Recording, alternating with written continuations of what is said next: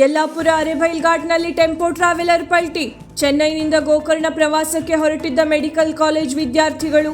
Tempo ಟ್ರಾವೆಲರ್ನಲ್ಲಿದ್ದ 7 ಜನಕ್ಕೆ ಗಂಭೀರ ಗಾಯ. ಆಂಬ್ಯುಲೆನ್ಸ್ ಮೂಲಕ ಯಲ್ಲಾಪುರ ಆಸ್ಪತ್ರೆಗೆ ರವಾನೆ. ಸ್ಥಳಕ್ಕೆ ಯಲ್ಲಾಪುರ ಪೊಲೀಸರ ದೌಡು.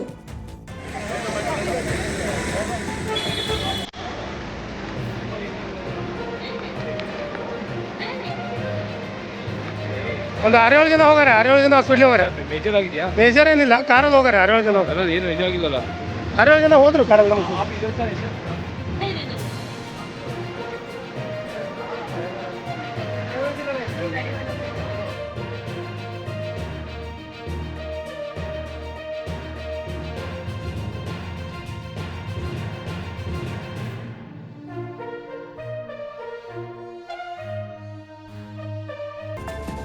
ವೀಕ್ಷಕ ಮಹಾಪ್ರಭುಗಳೇ, ನಮ್ಮ ಚಾನಲ್ ಅನ್ನು ಸಬ್ಸ್ಕ್ರೈಬ್ ಮಾಡಿ, ಶೇರ್ ಮಾಡಿ, ಪ್ರೋತ್ಸಾಹಿಸಿ.